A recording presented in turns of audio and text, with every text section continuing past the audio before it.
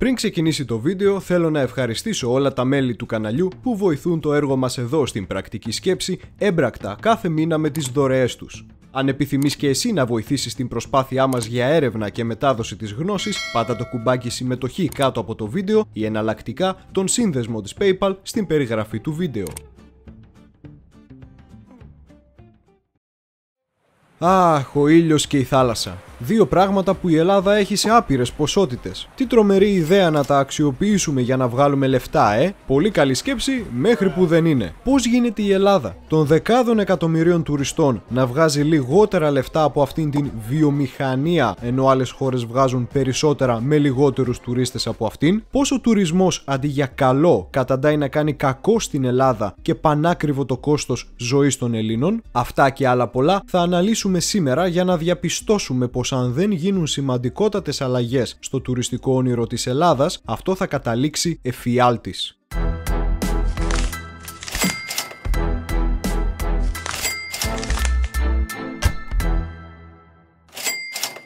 Για να καταλάβουμε τι είναι και πώς δουλεύει το φαινόμενο του τουρισμού, πρέπει να πάρουμε τα πράγματα από την αρχή. Αυτό που ξέρουμε σήμερα ως τουρισμός άρχισε να αναπτύσσεται στην βορειοδυτική Ευρώπη τον 19ο αιώνα λόγω της ανάπτυξης των νέων μεθόδων μεταφοράς, όπως το τρένο ή το ατμόπλοιο, και λόγω του τηλέγραφου ή του τηλεφώνου, που επίσης βοηθούσε στην εύκολη και γρήγορη επικοινωνία μεταξύ των ανθρώπων. Το ταξίδι στην Ελλάδα είχε εκπαιδευτικό χαρακτήρα για τους ταξιδιώτες που ασχολούνταν με κλασικές σπουδές, οι οποίοι επισκέπτονταν περιοχές με ιδιαίτερη ιστορική αξία. Για να κατανοήσουν όμως τα κράτη πως όλη αυτή η ανθρώπινη κίνηση μπορεί να γίνει καλή business, χρειάστηκε να περάσουν αρκετές δεκαετίες. Στην Ελλάδα το έτος 1896, με την διοργάνωση των πρώτων σύγχρονων Ολυμπιακών Αγώνων στην χώρα, θεωρείται ορόσημο για την ανάπτυξη του σύγχρονου τουρισμού. Όμως η χώρα είχε ακόμα πολλά βασικά προβλήματα να λύσει. Αρχικά οι ξένες εταιρείες που οργάνωναν τουριστικά ταξίδια δεν προτιμούσαν ιδιαίτερα την Ελλάδα, επειδή πρώτον κατσίκια και πρόβατα ταξίδευαν μαζί με τους ταξιδιώτες στα πλοία, και δεύτερον, η χώρα δεν είχε καν οδικό δίκτυο για να συνδέει τις πόλεις με τα λιμάνια και τους αρχαιολογικούς χώρους. Οι Έλληνες κατάλαβαν όμως πόσο προσοδοφόρος είναι ο τουρισμός ως δουλειά και ξεκίνησαν να διορθώνουν αυτές τις ατέλειες. Ήδη στις αρχές του 20ου αιώνα υπήρχαν 43 τουριστικές επιχειρήσεις εστίασης στην Ελλάδα και το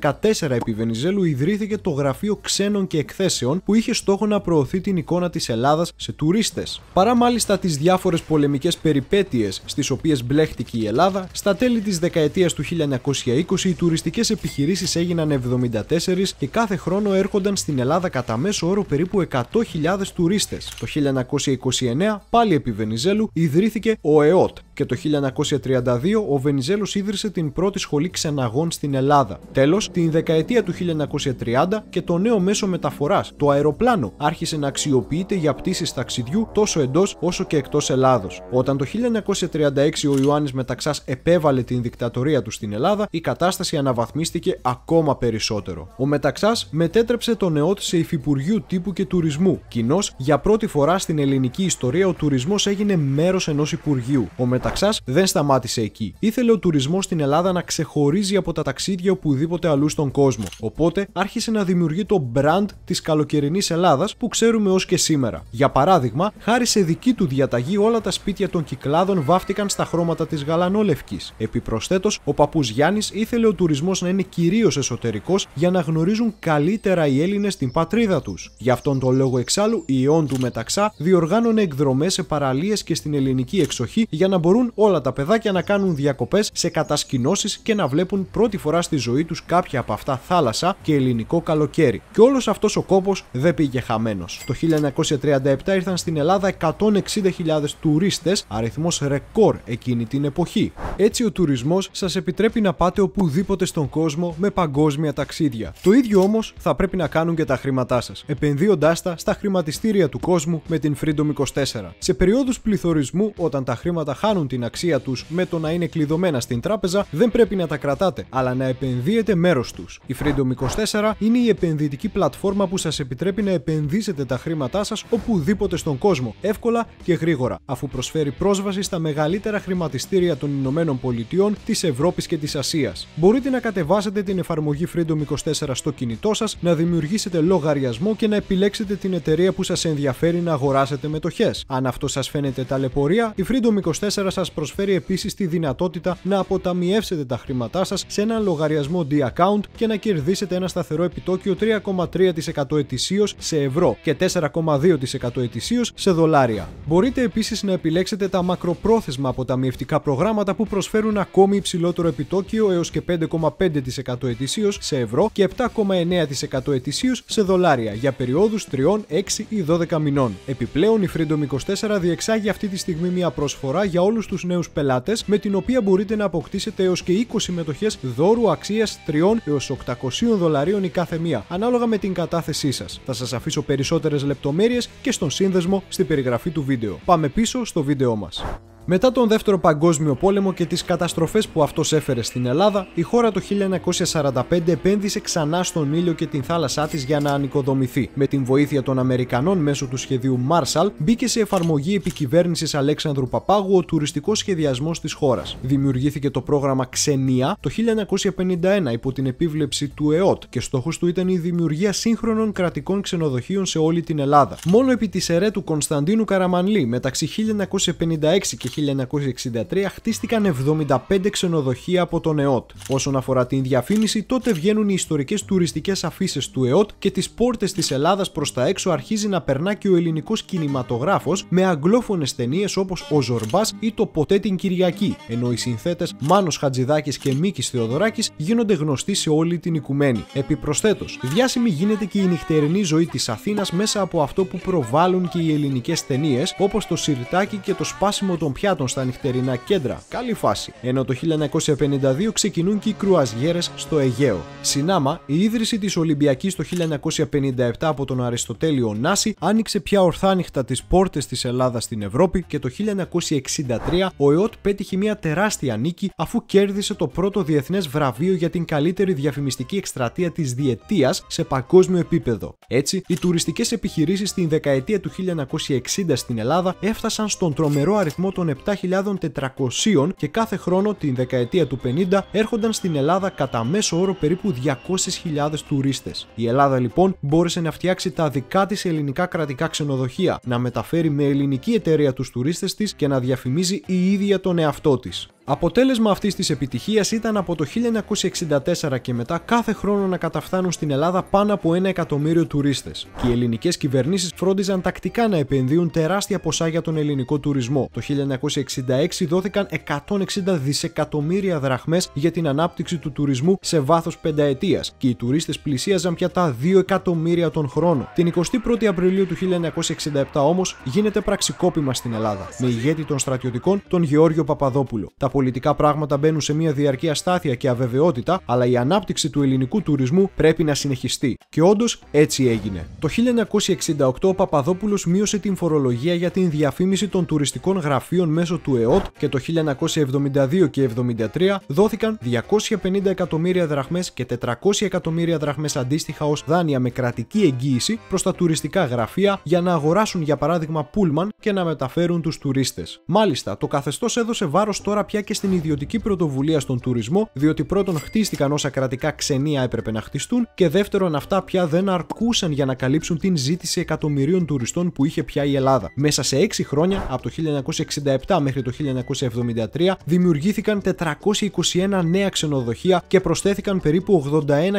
νέα κρεβάτια. Επιπλέον, το 1972 κατασκευάστηκε στα ναυπηγεία της Αττικής το πρώτο κρουαζιερόπλοιο που φτιάχτηκε κατά 100% στην Ελλάδα. Ταυτόχρονα υπήρξε μεγάλη αύξηση της μέσης τουριστικής δαπάνης από 137 δολάρια ανά τουρίστα το 1968 στα 161 δολάρια ανά τουρίστα το 1972, ενώ έτσι το 1971 η Ελλάδα ξεπέρασε το φράγμα των 2 εκατομμυρίων τουριστών και έλαβε από τον ΟΟΣΑ την πρώτη θέση σε ρυθμό τουριστικής αναπτύξεως. Το 1967 υπήρξαν για την ελληνική οικονομία από τον τουρισμό περίπου 127 εκατομμύρια δολάρια έσοδα, το 1972 περίπου 393 εκατομμύρια και το 1973 περίπου 400 εκατομμύρια δολάρια. Βλέποντας τα αυτά, ο Παπαδόπουλος αποφάσισε να υπάρξει και δεύτερο πενταετές πλάνο για τον τουρισμό το 1973 και έτσι δόθηκαν 47 δισεκατομμύρια δραχμές για την τουριστική ανάπτυξη. Η Ελλάδα πέτυχε να συνδυαστεί παγκοσμίως με τον ήλιο, την θάλασσα, τα αρχαία μνημεία και το σουβλάκι της για διακοπές. Όταν οπότε το 1974 ήρθε η δημοκρατία στην χώρα, τα νούμερα των τουριστών εκτινάχθηκαν και η αύξησή τους πια δεν σταματούσε. Στα χρόνια της Νέας Δημοκρατίας του Κωνσταντίνου Καραμανλή, ως το 1981, οι τουρίστες ξεπέρασαν στην Ελλάδα τα 6 εκατομμύρια, οι οποίοι άφησαν εκατομμύρια δολάρια σε συνάλλαγμα στην οικονομία της χώρας. Το Πασόκ του Ανδρέα Παπανδρέου τα είδε όλα αυτά και είπε Hold my beer για να τα ξεπεράσει. Την δεκαετία του 1980 το Πασόκ άρχισε να υπογράφει πλέον επίσημες τουριστικές συμβάσεις με χώρες, γιατί ο τουρισμός είχε πλέον μαζικοποιηθεί και ήθελε περισσότερη οργάνωση. Υπεγράφησαν συμβάσεις με Βουλγαρία, Ρουμανία, Κύπρο, Σοβιετική Ρωσία, Συρία, Κίνα και Ηνωμένες Πολιτείες για να έρχονται μαζικά τουρίστες στην Ελλάδα. Επίσης, θυμάστε τις δωρεάν διακοπές του Μεταξά για τα παιδάκια της ΕΟΝ? Το Πασόκ το αναβάθμισε αυτό και το 1984 ξεκίνησε το λεγόμενο πρόγραμμα κοινωνικού τουρισμού για να τονωθεί ο εσωτερικός τουρισμός και να μπορούν οι Έλληνες με τη βοήθεια του κράτους να κάνουν διακοπές πιο φθηνά. Και τέλος, θυμάστε το 1936 το Υφυπουργείο Τύπου και Τουρισμού του Μεταξά? Και αυτό το αναβάθμισε το Πασόκ και το 1989 ο Παπανδρέου ίδρυσε ολόκληρο Υπουργείο Τουρισμού. Το 1990 ο αριθμός των ξένων επισκεπτών στην Ελλάδα άγγιξε για πρώτη φορά τα 9 εκατομμύρια, με κάποιους τουρίστες να επιλέγουν την χώρα χωρίς πλάκα λόγω και της ταινίας Shirley Valentine που κυκλοφόρησε το προηγούμενο έτος. Η ταινία πραγματεύεται τις περιπέτειες μιας Βρετανίδας στην Ελλάδα ονόματι Shirley που ερωτεύεται έναν Έλληνα μουστακιστή ταβερνιάρη, τον Κώστα, και μαζί του ζει τον έρωτα μετά από πολλά χρόνια βαρετού γάμου. Και έτσι κάπως άρχισε να δημιουργείται στο εξωτερικό και το brand του Greek Lover των καλοκαιρινών διακοπών που επεκτείνει τον ελληνικό φαινότυπο στις ξένες τουρίστριες που έρχονται στην χώρα για διακοπές. Όταν φτάνουμε στη νέα χιλιετία του 2000, η Ελλάδα πια αρχίζει να παίζει με τους μεγάλους παίκτες του τουρισμού. Χάρη στην είσοδο της χώρας στην Ευρωπαϊκή Ένωση, το κοινό νόμισμα και η πιο εύκολη μετακίνηση κάνουν την Ελλάδα εύκολο προορισμό για διακοπές. Συνάμα, η νίκη της Ελλάδας στο Ευρωπαϊκό Πρωτάθλημα της UEFA το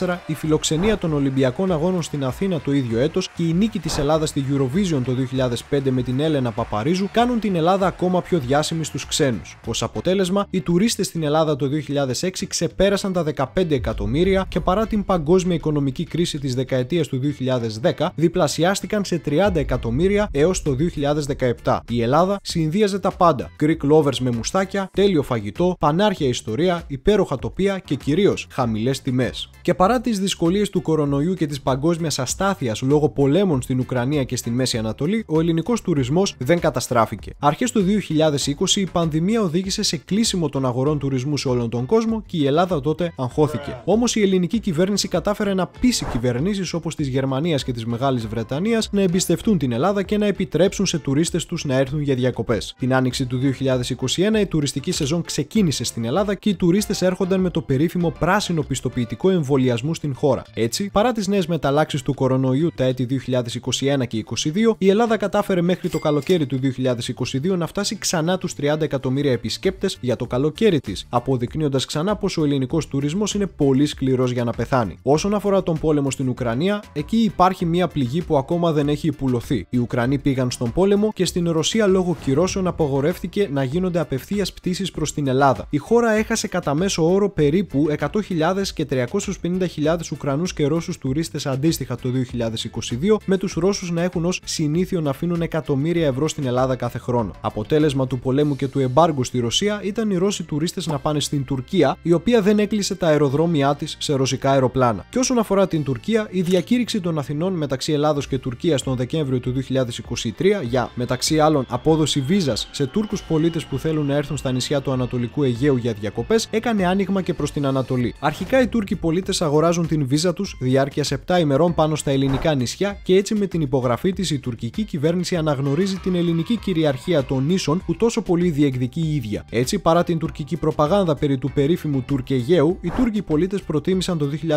2024 τα ελληνικά νησιά και όχι το ανύπαρκτο Τουρκαιγαίο. Παρά την ανωδική πορεία του τουρισμού, υπάρχει και η σκοτεινή του πλευρά όμως, που αν η Ελλάδα δεν προλάβει να την σταματήσει, ο τουρισμός από ευχή θα μετατραπεί σε κατάρα για την ελληνική κοινωνία. Ξεκινώντας, πρέπει να καταρρύψουμε τον μύθο πως περισσότεροι τουρίστες σημαίνει περισσότερα λεφτά για την ελληνική οικονομία. Ίσα-ίσα, η πορεία των τελευταίων δεκαετιών στον κλάδο δείχνει ακριβώς το ανάποδο. Τα νούμερα είναι πολύ προβληματικά, διότι οι 30 εκατομμύρια τουρίστες που ήρθαν στην Ελλάδα το 2022, για παράδειγμα, άφησαν τα ίδια λεφτά που άφηναν οι σχεδόν 10 εκατομμύρια τουρίστες του 2002. Και το φαινόμενο αυτό γίνεται ακόμα χειρότερο. Το 2019 η Ελλάδα με 30 εκατομμύρια τουρίστες έφτασε στην 10η θέση αφήξεων τουριστών παγκοσμίως, αλλά έβγαλε μόλις 18 δισεκατομμύρια ευρώ έσοδα. Και το 2023 με περίπου τον ίδιο αριθμό τουριστών έβγαλε μόλις 20 δισεκατομμύρια ευρώ έσοδα. Συνάμα, η μέση διανυκτέρευση των τουριστών από περίπου 10 ημέρες το 2011 έγινε περίπου 6,5 ημέρες το 2023 και η μέση τουριστική δαπάνη το 2019 που ήταν 653 ευρώ κατρακύλησε το 2023 στα 625 ευρώ. Την ίδια στιγμή όμως, στην Πορτογαλία για παράδειγμα συμβαίνει ακριβώς το ανάποδο. Η Πορτογαλία το 2019 είχε 19,5 δισεκατομμύρια ευρώ έσοδα και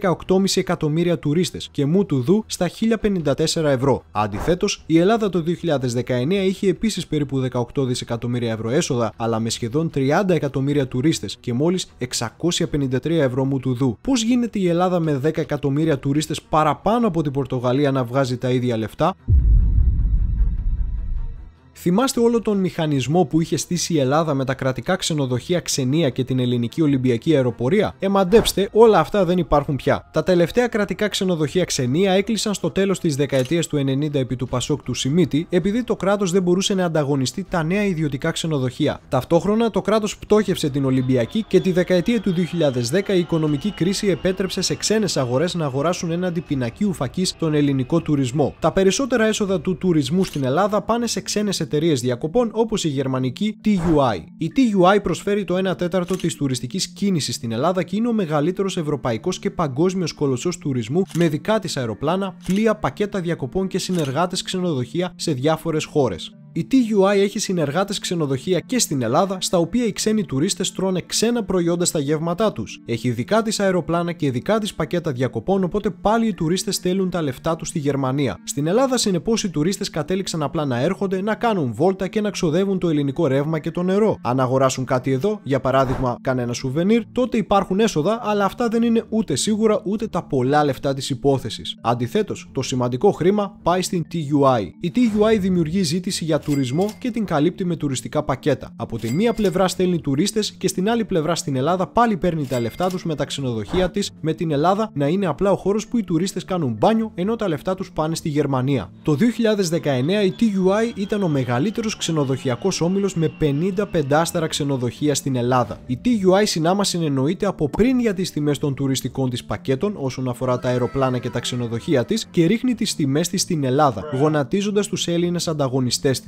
Αυτό λέγεται καρτέλ και είναι παράνομη τακτική στην οικονομία. Συνάμα, οι τουρίστες που πλέον έρχονται στην Ελλάδα λόγω της μείωσης των τιμών από την TUI είναι χαμηλού εισοδήματος και άρα δεν αφήνουν τίποτα στην ελληνική αγορά. Και το αλυσοδέσιμο της χώρας από τα ξένα καρτέλ τουρισμού δεν σταματάει εδώ. Για παράδειγμα, η Ελλάδα κατέντησε να περιμένει πώς και πώς από την TUI να δώσει το OK το 2021 για το αν η Ελλάδα αντιμετώπισε σωστά ή όχι τον κορονοϊό, για να ανακοινώσει αν ήταν έτοιμη να ξεκινήσει τις πτήσεις της προς την Ελλάδα. Και οι Γερμανοί δεν ελέγχουν μόνο την μεταφορά και διαμονή στην Ελλάδα, αλλά και την είσοδο και την έξοδο. Το 2015 ιδρύθηκε η Fraport Greece, στην οποία η κυβέρνηση ΣΥΡΙΖΑ του Αλέξη Τσίπρα πούλησε το 2017-14 περιφερειακά ελληνικά αεροδρόμια. Η Fraport είναι γερμανική εταιρεία που διαχειρίζεται αεροδρόμια. Έτσι, οι Γερμανοί κατάφεραν να ελέγχουν με τη Fraport τα βασικά τουριστικά αεροδρόμια της Ελλάδας και συνάμα με την TUI να διαχειρίζονται και μεγάλο μέρος της ελληνικής αγοράς τουρισμού. Παρόλο που ο τουρισμός δημιούργησε έως τώρα δεκάδες χιλιάδες θέσεις εργασίας τα καλοκαίρια, πλέον ούτε αυτό δεν μπορούν οι Έλληνες να το έχουν ως θετικό. Αρχικά, οι ελαστικές μορφές, παύλα εποχιακές εργασίες που δίνει ο τουρισμός για 4 με 5 μήνες στην Ελλάδα δεν είναι μόνιμες και άρα κανένας δεν θα μπορεί να ζει τακτικά από αυτές. Τα χρήματα που κερδίζονται το καλοκαίρι είναι αδύνατο να φτάσουν και το χειμώνα. Συνεπώς, ο τουρισμός έχει δουλειές που οι συνθήκες είναι πρόχειρες και σκληρές για τους εργαζομένους, αφού για τον εργοδότη ο υπάλληλος του θεωρείται προσωρινός και αναλώσιμος. Το προσωπικό εξυπηρέτησης, για παράδειγμα, κερδίζει περίπου 1.000 ευρώ τον μήνα και εργάζεται 7 ημέρες την εβδομάδα έως και 12 ώρες την ημέρα. Σε αυτό προστίθεται και τα ακριβά ενοίκια στις τουριστικές περιοχές για να μείνουν οι εργαζόμενοι, με μια κατοικία λίγων τετραγωνικών να κοστίζει έως και 500 ευρώ τον μήνα. Όλα αυτά έχουν ως αποτέλεσμα οι Έλληνες να αρνιούνται να δουλέψουν πια στον τουρισμό και το 2022 να υπάρχουν 50.000 κενές θέσεις εργασίας στον κλάδο, οι οποίες το 2023 αυξήθηκαν στις 100.000. Λύση θεωρήθηκε η εισαγωγή εργατικού δυναμικού από χώρες όπως το Μπαγκλαντές, το Πακιστάν, η Συρία και η Αίγυπτος, αλλά και αυτό το σχέδιο βούλιαξε, αφού ούτε καν αυτοί θέλησαν να δουλέψουν έτσι. Αν οι εργοδότες της εστίασης δεν δώσουν καλύτερους μισθούς στους υπαλλήλους τους, με καλύτερες συνθήκες διαμονής και δουλειάς, τότε απλά δεν θα δουλεύουν το καλοκαίρι. Ο υπερτουρισμός είναι ένα φαινόμενο που παρατηρήθηκε και στην Ελλάδα τα τελευταία χρόνια. Κοινώς είναι πάνω κάτω αυτό που είπαμε. Εκατομμύρια τουρίστες έρχονται, οι ελληνικές υποδομές δεν μπορούν να τους συντηρήσουν, η χώρα δεν κερδίζει όσα λεφτά θα έπρεπε και η ζωή των ντόπιων γίνεται τελικά ανυπόφορη. Αρχικά, οι σούπερ πολλοί τουρίστες αυξάνουν τις τιμές των ενοικίων στις πόλεις για τους Έλληνες, διότι όλοι οι ιδιοκτήτες ενοικιαζόμενων σπιτιών τα μετατρέπουν σε Airbnb, το οποίο κάνει θράψη στην Ελλάδα. Το 2022 η Ελλάδα ήταν στην τρίτη θέση ενοικιαζόμενων Airbnb στην Ευρωπαϊκή Ένωση. Πιο λίγα σπίτια προς ενοικίαση για ανθρώπους, άρα πιο αυξημένα τα ενοίκια. Επίσης, όταν τα τουριστικά θέρετρα έχουν πληθώρα τουριστών, ικανών να διαθέσουν χιλιάδες ευρώ για διακοπές, κάτι που οι μισθοί των Ελλήνων δεν το επιτρέπουν, δεν νοιάζονται πια για τον Έλληνα τουρίστα. Το 43% των Ελλήνων δεν μπορεί να χρηματοδοτήσει μία εβδομάδα διακοπών και εντός Ελλάδος μόνο ένα μικρό μέρος των τουριστών είναι Έλληνες. Έτσι, 8 στους 10 Έλληνες δεν κάνουν διακοπές στα διάσημα για τους ξένους ελληνικά νησιά και περιορίζονται στην υπηρετική Ελλάδα. Τι έκαναν οι ξένες χώρες για να αντιμετωπίσουν αυτό το φαινόμενο? Η Βενετία στην Ιταλία επέβαλε επιπλέον χρέωση φάση εισιτήριο στους τουρίστες ύψους από 3 έως 10 ευρώ για να μπουν στη πόλη. Στη Γαλλία αυξάνονται συνέχεια οι τουριστικοί φόροι έως και 15 ευρώ ανά περιοχή για τον τουρίστα. Στην Ολλανδία ο τουριστικός φόρος έφτασε στο 12%, όντας ο υψηλότερος στην Ευρώπη. Στη Βαρκελόνη, στην Ισπανία μάλιστα, οι αρχές απαγόρεψαν τα Airbnb και δεν δίνουν πλέον άδειες, ενώ έως το 2028 θα τα κλείσουν όλα, γιατί οι νέοι που φεύγουν από το σπίτι τους δεν μπορούν να βρουν που να μείνουν και να κάνουν οικογένεια. Ο τουριστικός κλάδος στην Ελλάδα, παρά τα έσοδα που δεν είναι όσα θα έπρεπε, παραμένει σταθερά κάτω του 10% του ΕΠ της Ελλάδας και απλά ζημιώνει τη χώρα σε ρεύμα, νερό και ρήπους στην ατμόσφαιρα. Κρίνεται δέον και στην Ελλάδα να επιβληθούν πολύ αυξημένοι τουριστικοί φόροι, προκειμένου η ελληνική τουριστική αγορά να προσελκύει μόνο τουρίστες υψηλού εισοδήματος. Έτσι, δεν θα υπάρχει υπερτουρισμός, η εσωτερική αγορά θα παραμένει φθηνή για τους Έλληνες και συνάμα δεν θα καταπονούνται οι υποδομές της χώρας με εκατομμύρια τουρίστες που δεν αφήνουν λεφτά. Εξαίρεση μπορεί να γίνει για τα γκρουπ τουριστών που έρχονται για θρησκευτικό ή αρχαιολογικό τουρισμό για λόγους ήπιας γεωπολιτικής ισχύως. Ο ελληνικός τουρισμός είναι πολύ υψηλής ποιότητας και αξίας και αξίζει να δομηθεί με σωστό και όχι άναρχο τρόπο. Τα ελληνικά ξενοδοχεία καταφέρουν να διατηρούν την πρώτη θέση στο γενικό δίκτυο ικανοποίησης των ξενοδοχειών με 86,8% το 2022. Το πιο συχνό παράπονο βέβαια από τους τουρίστες είναι η βρωμιά που επικρατεί στην Ελλάδα. Οι πιο πολλοί τουρίστες που επισκέπτονται τη χώρα είναι Άγγλοι, Γερμανοί, Γάλλοι, Ρουμάνοι, Ιταλοί, Βούλγαροι, Σέρβοι, Τούρκοι, Αλβανοί και Αμερικάνοι. Με αυτούς που αφήνουν τα περισσότερα λεφτά να είναι οι Άγγλοι, οι Γερμανοί, οι Γάλλοι, οι Ρουμάνοι, οι Ολλανδοί και οι Αμερικανοί. Οι Αμερικανοί μάλιστα έχουν ρεκόρ χρημάτων που αφήνουν ένα άτομο στην Ελλάδα, αφού κάθε Αμερικανός άφησε κατά μέσο όρο μεταξύ του 2021 και 2022 έως και 1.100 ευρώ στην χώρα, και άρα η Ελλάδα οφείλει να προσελκύει κυρίως Αμερικανούς που είναι ανοιχτοχέριδες. Ταυτόχρονα, τώρα που η Ελλάδα έγινε διάσημη παγκοσμίως πια, πρέπει να κάνει εκτός από πιο καλοπληρωμένο και πιο εξειδικευμένο τον τουρισμό της για ακόμα περισσότερα έσοδα. Ο αγροτικός και αλλιευτικός τουρισμός, ο αθλητικός τουρισμός, ο εινοτουρισμός, ο θρησκευτικός τουρισμός και ο συνεδριακός τουρισμός είναι απαραίτητο να εξελιχθούν ακόμα περισσότερο. Για παράδειγμα, η Θεσσαλονίκη μετατρέπεται σιγά σιγά σε συνεδριούπολη και εκθεσιούπολη, αφού με τόσα πεντάστερα ξενοδοχεία που έχουν ανοίξει προσελκύονται υψηλά πρόσωπα όπως πολιτικοί, επιχειρηματίες και λομπίστες. Επιπλέον, δίπλα σε όλα αυτά και οι κρουαζιέρες πρέπει να προωθηθούν, διότι μετακινούν γρήγορα χιλιάδες τουρίστες σε όλη την Ελλάδα. Μόνο στο λιμάνι του Πειραιά το 2022 έφτασαν σχεδόν 1 εκατομμύριο επισκέπτες με σχεδόν 700 κρουαζιερόπλοια, οι οποίοι σε λίγες ώρες που έχουν στην ξηρά θα ξοδέψουν πολλά. Αυτό πρέπει να γίνεται σε όλα τα λιμάνια της χώρας. Η Ελλάδα, με την 8η θέση των 1 εκατομμυρίων κρεβατιών για τουρίστες στην Ευρωπαϊκή Ένωση, μπορεί και πρέπει να πλάσει τώρα έναν τουρισμό αποδοτικό τόσο για τους τουρίστες όσο και για τους ντόπιους. Έτσι, οι ξένοι θα γνωρίζουν τα κάλλη της Ελλάδος, οι Έλληνες θα μπορούν να κάνουν διακοπές στη χώρα τους, αλλά και θα μπορούν να βρουν ενοίκια που μπορούν να πληρώσουν στις πόλεις τους. Το ελληνικό καλοκαίρι το αγαπούν όλοι και αξίζει να προστατευθεί.